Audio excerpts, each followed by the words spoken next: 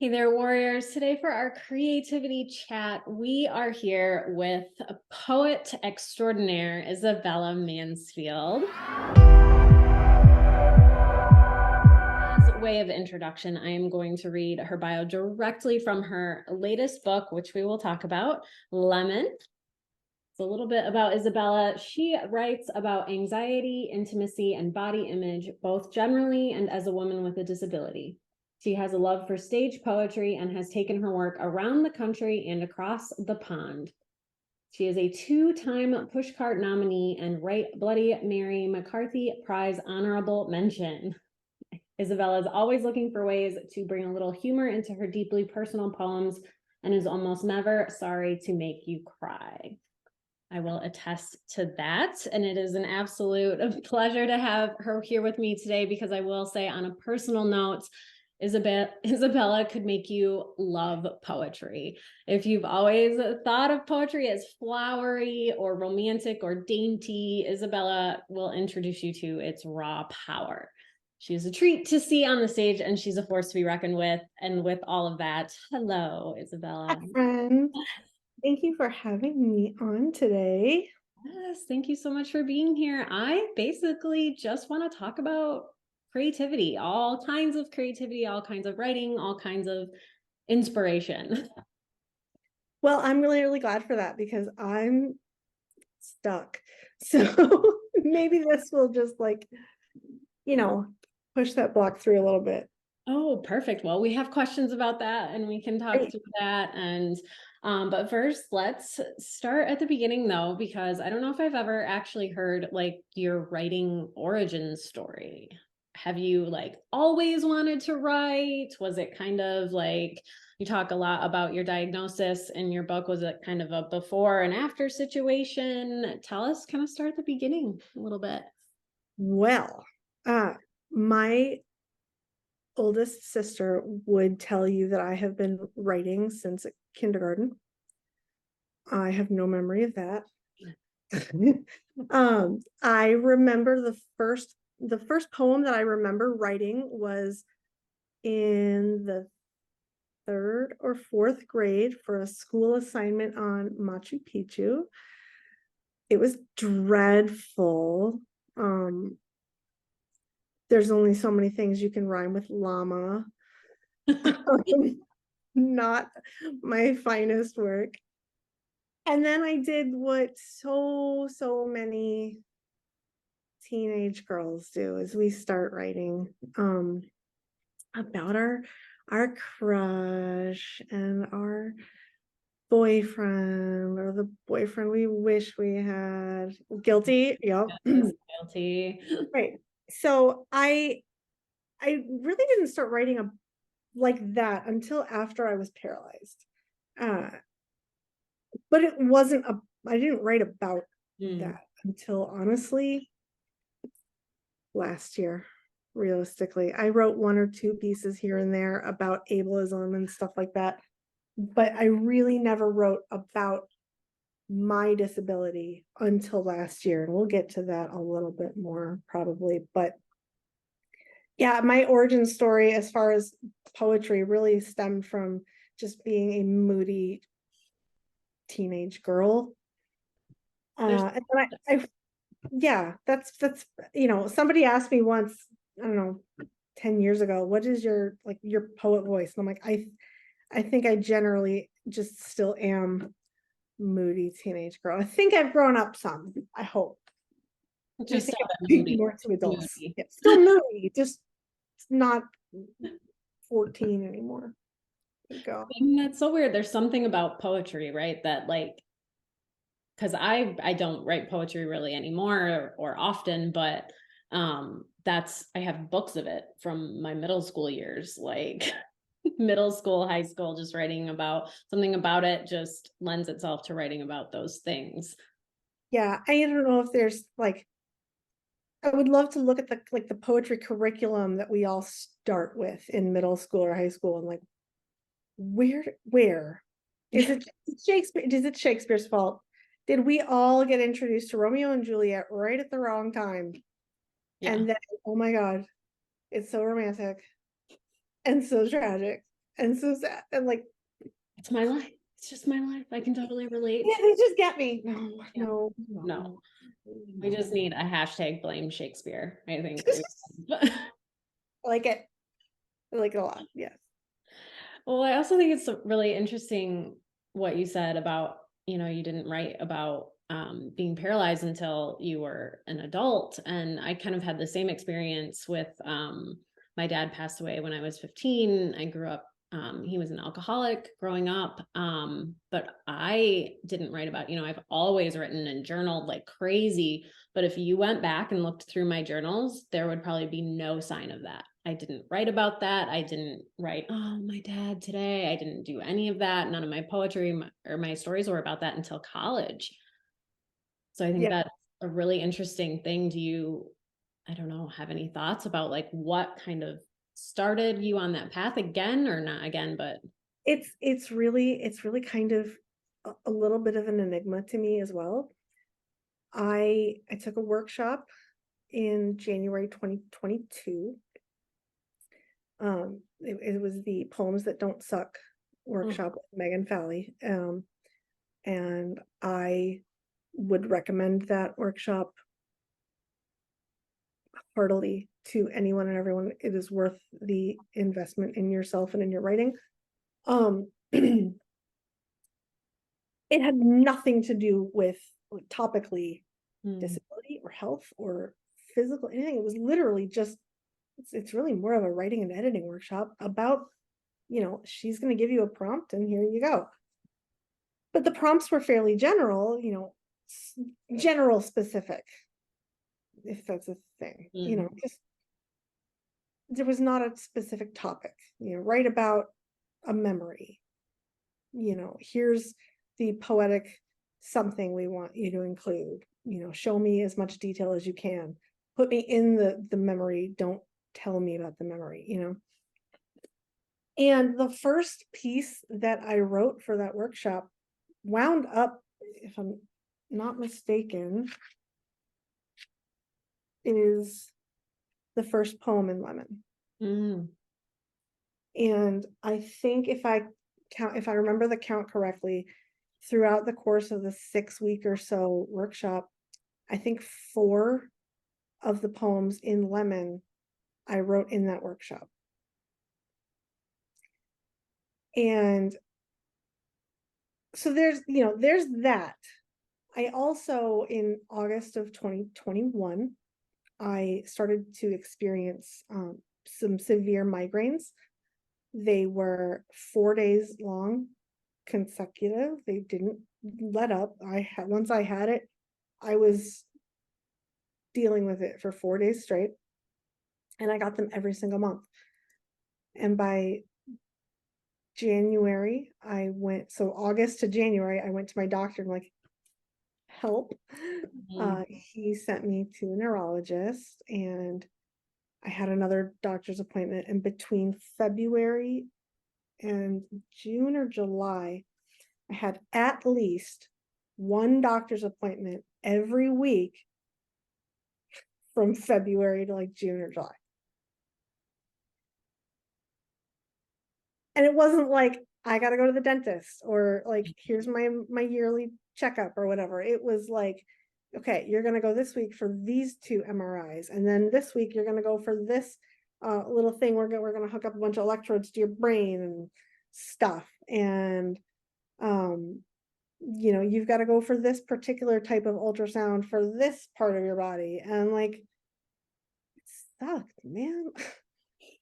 And most of them were a good 25 minutes, at least 25 minutes away, usually closer to 40. So I spent a lot of time in the car.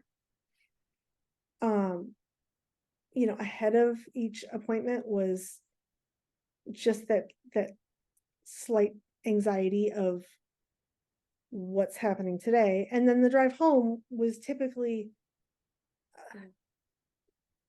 and I found that I started writing this like little sort of series of poems after each visit.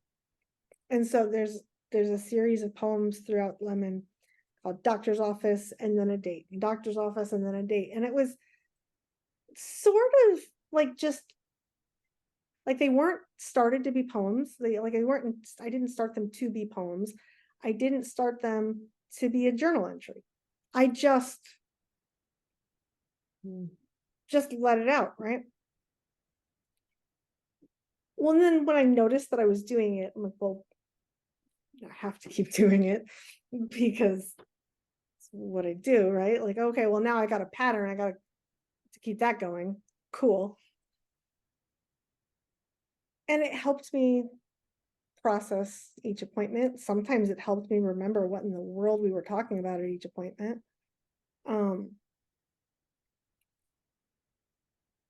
And it just kind of fell into place. At some point during the year, it dawned on me that December 2022 would mark the 30th anniversary of when I was paralyzed. Mm. So, like, okay, well, the universe is telling me something. I'd sworn up and down that I would never write about my disability, not necessarily in my poetry. I'd written like the story of how it happened for school assignments and essays and stuff like that a couple of times. But I didn't really want to write about it like the way my mom always told me I should write about it. Mm. And not just because my mom told me to do it. Well, but, but if I'm honest, way more than a little bit, I didn't want to do it because my mom. It never interested me. It wasn't a topic that I found compelling personally to write about. Because for me, most of my poetry was, these are the things that are bothering me, right? This is where I'm at with my mental health, or I'm feeling depressed and so I'm writing about this, or, X, Y, or Z is happening in my life with friends or boyfriends or whatever. And so my thought process was always, well, I'm not going to write about this because it doesn't bother me. Hmm. Like, I adjusted to it pretty quickly for being 12. I was in the hospital for 8 weeks over Christmas. It was December 20th, 92. And 8 weeks, they sent me to like 9 different psychologists, or psychiatrists, or mental health professionals of some kind, because their determination was that I was not upset enough. Mm. I was clearly in denial. I was not crying often enough for their expectation, and it wasn't okay. So they just kept sending me to another one. Wow, and maybe she's just not a good match for this doctor and this other one and whatever. I got to the last one, and I don't even remember what he was talking about. I can see him in my head. I don't know what his name is. But I looked at him and I'm like, what do you want me to do? Like, do you want me to just cry? Am I just not crying? Because what is it you want from me? Like, you got to tell me. If I start crying right now about it, I'll cry. If you think I'm just not upset enough, I'll cry right here. But you have to answer a question for me, and you have to tell me, is it going to fix this? And the guy was like, oh, well, I mean, no. I'm like, well, then why would I waste my time with it? Right? Like, I would literally rather be up in my hospital room doing my homework right now. Can I go? So no, I wasn't going to write about it because that would be boring. Like, why would I write about something that's like, okay, this is just how it is. Like, my perspective on my disability was always that of, yeah, well, it stinks, but like moping about it's not going to get me anywhere either. So I'm not going to waste my time. My medical records strictly say in multiple places that Isabella is a 12-year-old with an inappropriately cheerful effect. Wow. I'd like that on my headstone. Yes, put it on your social media, your Everywhere, headstone, hashtag, get merch. right? Oh my God. Next book title, I mean, that is. I will absolutely be crediting you for the inappropriately cheerful stickers I will be making. But like with one of Absolutely. those, like those faces, the expressionless faces, just like emoji. Like you've known me at least enough to say that that's probably an accurate description. I don't know. I feel like that's just the best thing ever. And I love that it's like black and white in my medical records, right? I read that once, like I requested my records from U of M when I was in my 20s. And I was laughing so hard when I got to that line, I fell off my couch. Like, that's the funniest thing. Which only proves their point, right? Right. This is just funny at this point. So anyway, I didn't want to write about it because it seems stupid. But fast forward to last year, and when we moved back to Michigan, I started PT in 2017, and I made quite a lot of really wonderful progress. Things were going great. COVID hit, derailed all my progress completely. Like after actually having COVID a couple of times, my endurance tanked. My breath control tanked. I'm currently like my voice is all funky. I am currently trying to figure out if my newest diagnosis is actually muscle tension dysphonia, meaning the muscles in my neck and throat and like my jaw and everything, like all the way up here, everywhere, are so tight that they're like strangling my voice box. Cool. I answer phones and I read poetry for a living. So like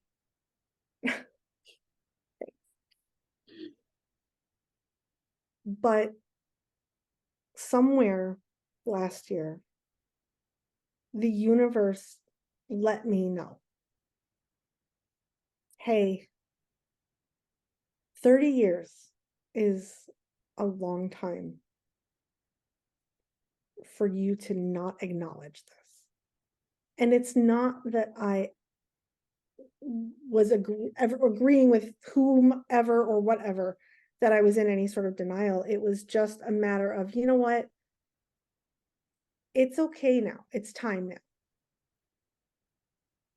And once the book started to come together, and once I hit like November, December-ish, right before pre-orders started, the universe seemed to further tell me this is correct. This is right now. We had a patient at the clinic where I work who he would always come in wearing hand sewn masks, and one of them had like this funky pattern, like this is like our grandparents' age kind of couple, right? And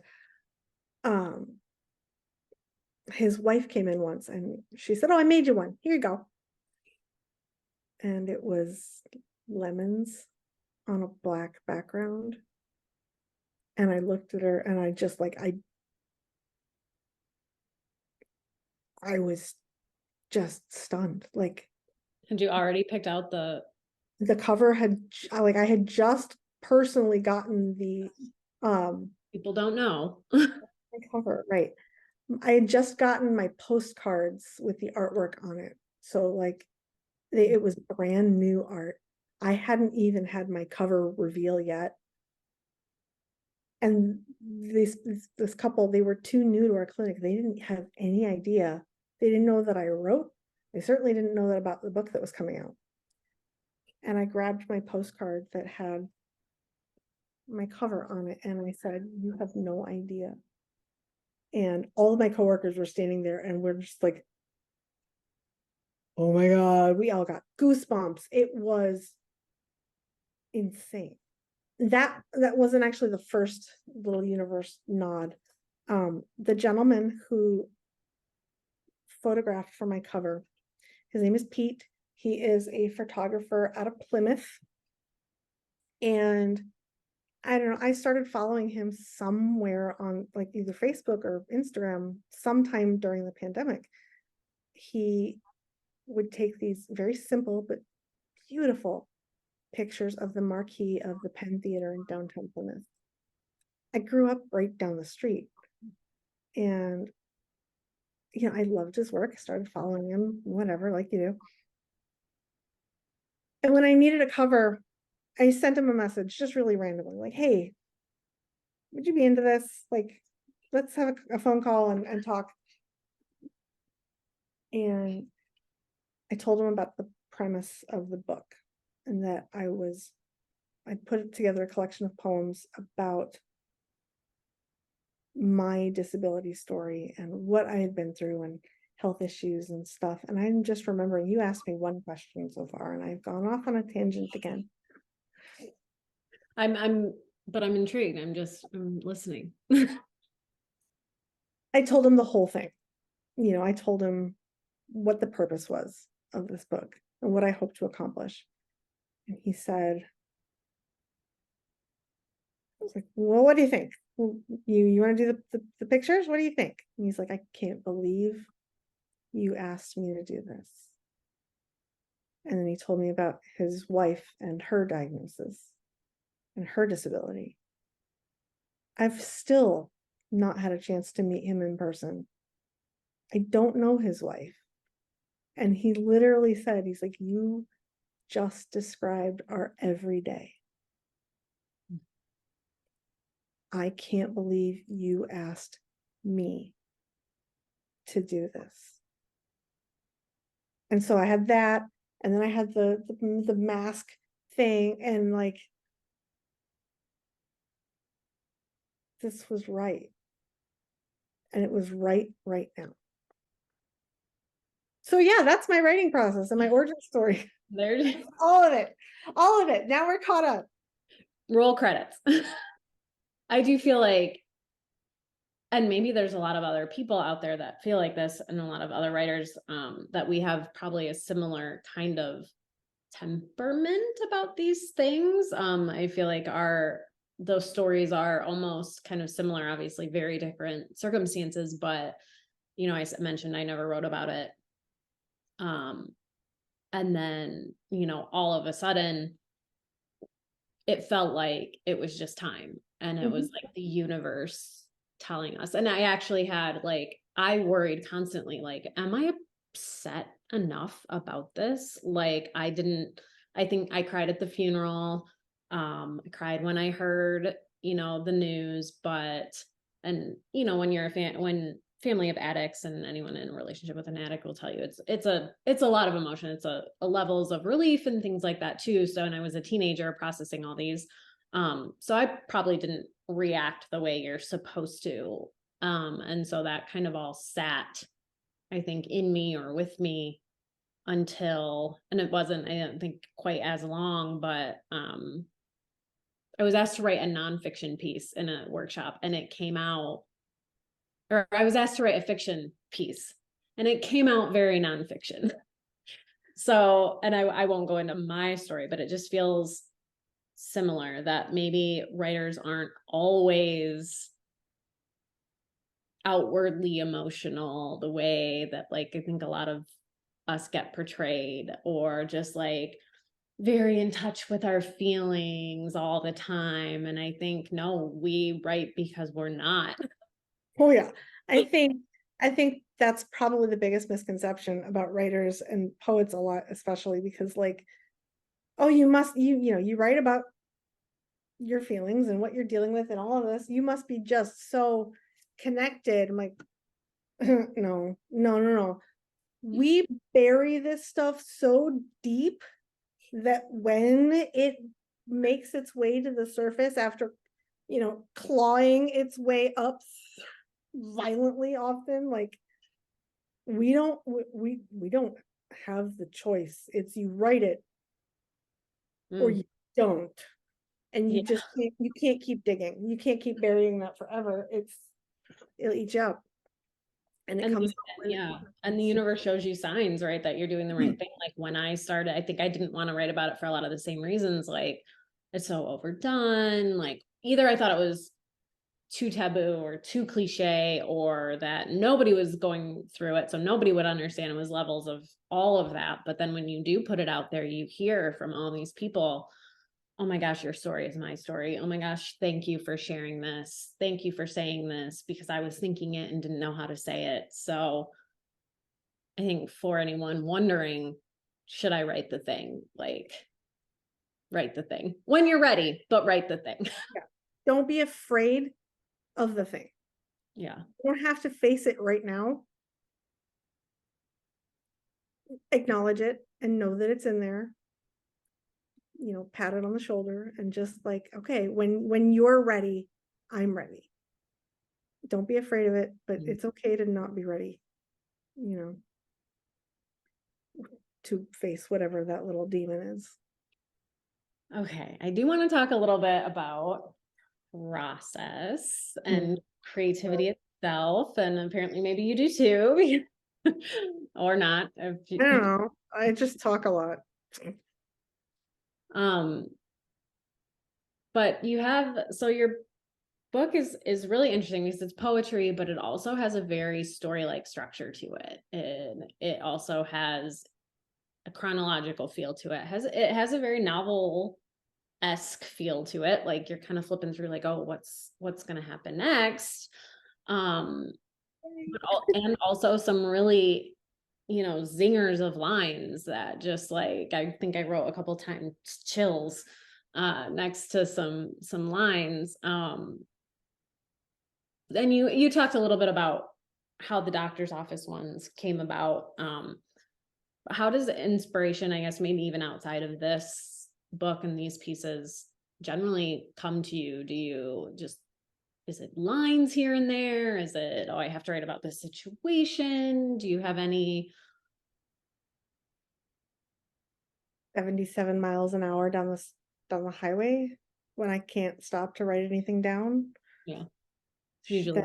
And then you're like, okay, I got 6 more miles until the first stoplight that I'm going to when I exit. And then you just repeat the thing in your head. Because I can't like I'm not going to grab my phone and like audio record it because it's not going to be right. Whatever I'm thinking, I cannot get it out of my mouth at that point. That doesn't work. Well, and now grabbing your phone's illegal too, so don't do that. Right, no, don't do that.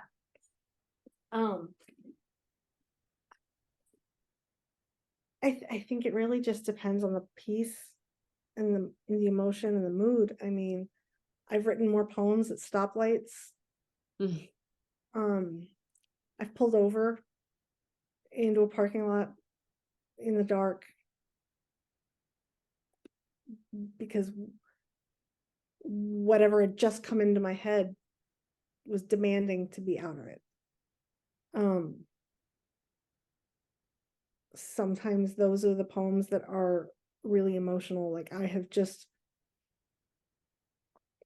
heard something in a song that I connected with so deeply that I needed to put how I felt down. Sometimes it's I've been upset about X, Y, or Z, and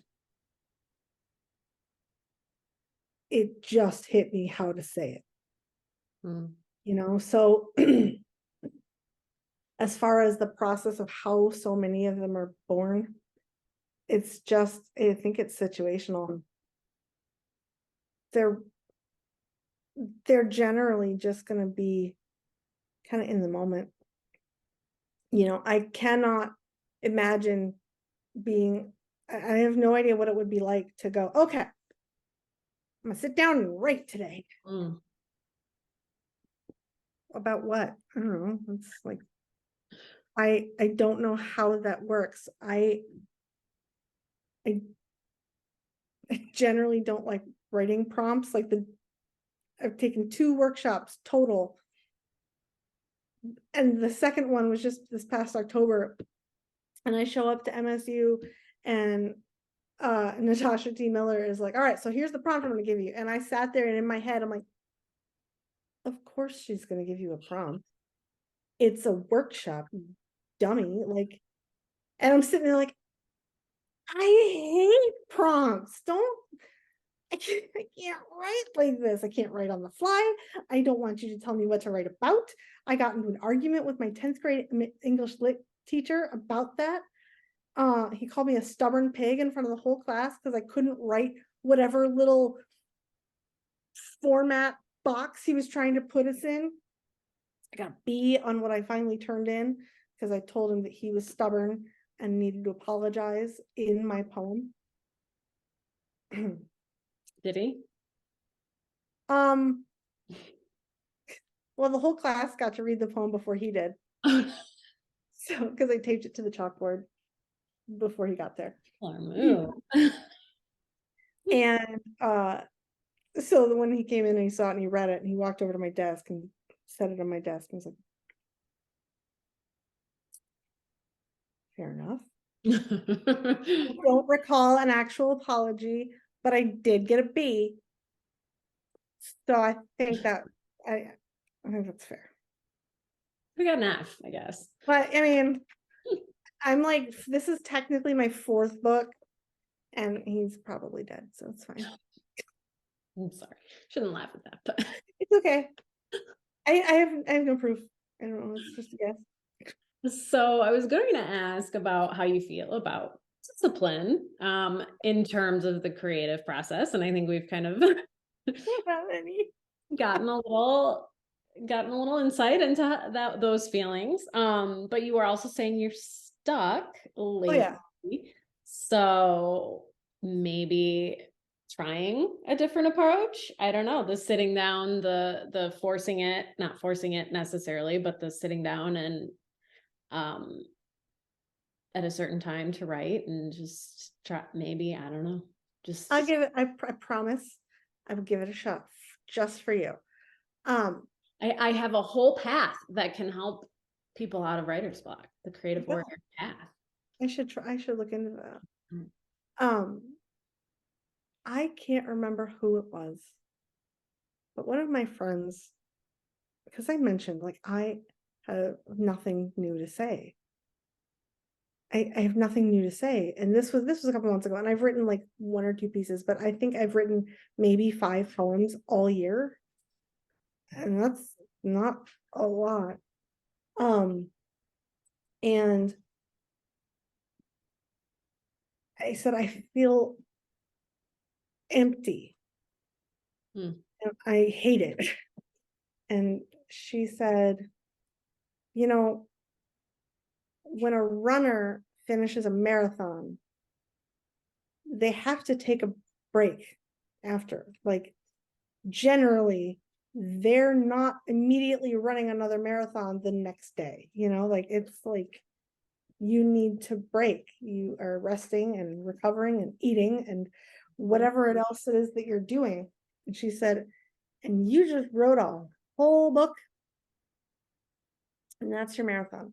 And it is okay to rest after that. And like, it's not like I've been resting. Like, I am extraordinarily grateful that Lemon so far has kept me really quite busy, which is fantastic. I've had so many wonderful experiences and readings, and I have more scheduled, and I love every minute of it. I'm exhausted. Work is my regular day job is also extremely stressful lately. And so I think my brain is just tired. And I loved the metaphor, I guess, of the marathon. And just like, this is a whole marathon. You did the whole thing. And I self-published this one. So I did the whole thing. And I'm still doing the whole thing, with all the marketing and all of the everything. And like, it's just me over here. And It's a lot. And I am very much the person who first, I don't know when I became this person, but I can't give myself permission to rest. Mm. I will ask for it from someone else. I don't know why.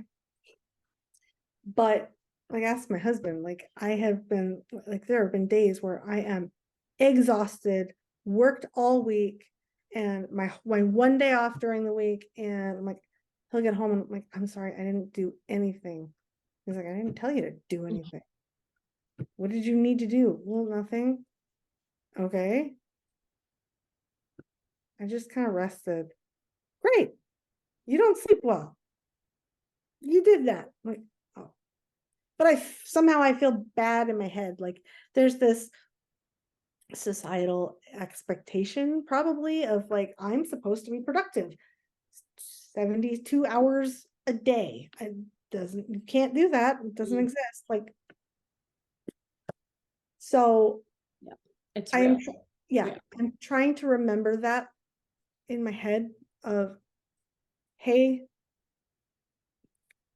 you wrote a whole book last year, like there's maybe 2 or 3 poems in here that are slightly older poems.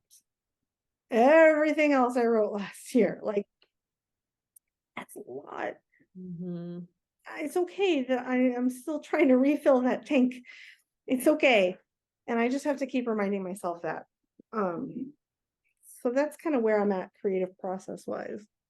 Oh, I love that. And I think it's a really important message for me and everyone who might, be watching this, all, 5 people, including my mom. Now maybe your mom too. Um, to remember that it's okay to rest, that we don't have to be productive all of the time, that I'm even not taking my own advice, but I'm No, I'm even terrible at that.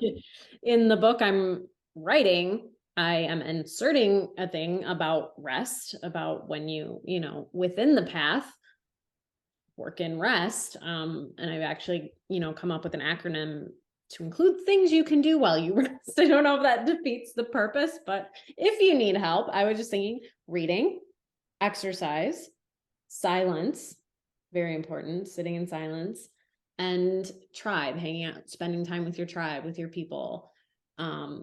Rest, take time to do those things. Instead of being productive. So that maybe if you do feel like you have to be doing something, at least you have a list, but you're still resting. Would you look at us and how like we have to make a list I know. of non-activities to be anti-productive? It's a vicious cycle. I don't know the answer. But it's all stuff I love doing though, at least. Like one more thing I want to touch on, because I know we've been chatting forever, but Oh it's my okay. gosh. Bored. Self-doubt and overcoming it. You talk a lot, maybe not directly, but I feel like about overcoming self-doubt and anxiety and a lot of things in the book, but it's almost like then you have to overcome those things to even put out the book and to be out there putting your feelings out there. Have you struggled with that? Was there any moment when you were like, I can't put this out in the world, like, or since, and how do you kind of work to move past that? Well, bold of you to assume I have moved past anything just to put it out. Yes, there are some pieces that I don't put out. There's a double negative in there. I don't like. I can't. Whatever y'all know what I'm saying. There are pieces I don't share. Not a lot. You may have noticed I talk a lot. And sharing them, I think, is very similar in that. But I think the sharing of my work is part of my work for me. in that there's a community in that way. Much like I can't take my own advice, I think generally I'm also bad at listening to advice, generally speaking. And, when you're in it, whatever it is, when you are struggling with something, whether it's anxiety or fear or self-doubt or imposter syndrome or any of it, I think it's really easy to feel alone. And sharing my poetry, even the really scary ones, there's an element of, it's freeing for starters, because it gives me like, okay, well, now it's out. I let it go. It's like an exhale a little bit. But I think more than that for me is that moment when you have someone, like you said earlier, about like, when you have someone come up to you and say, that's my story. I didn't know anybody else felt that way. Or I didn't know it was okay to feel that way. In that moment, in that connection, that's where I find the comfort, I think. And that's where I find that relief, is knowing that, all right, well, you didn't feel alone because of something I wrote, and now I don't feel alone either. I think that's where it is for me.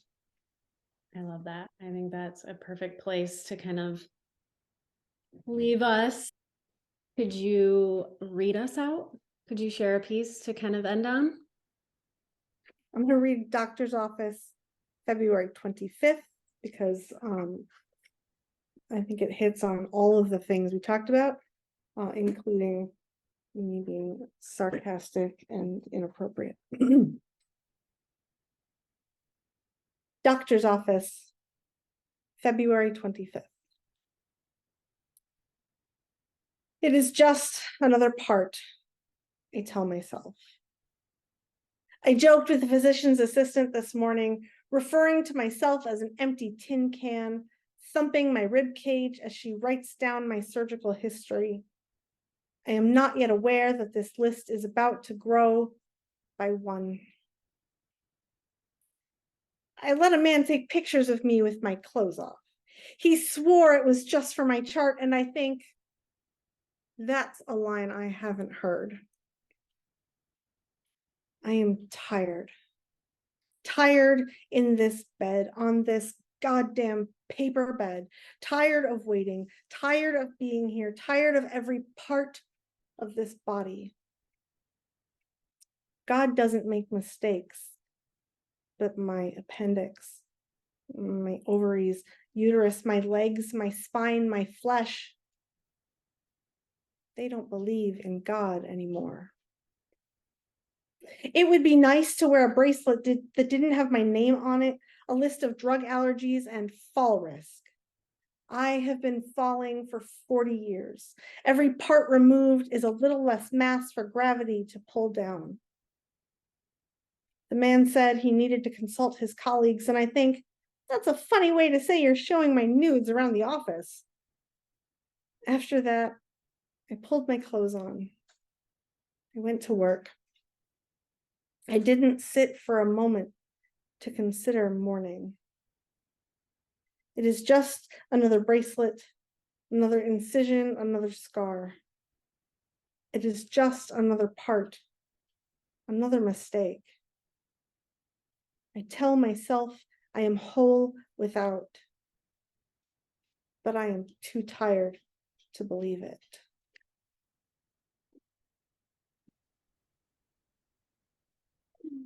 Thank you so much. I could not let this interview end without letting folks hear you read out loud, because it is always such a pleasure. And chills, again, I think that's probably one I wrote chills in. Oh, thank you.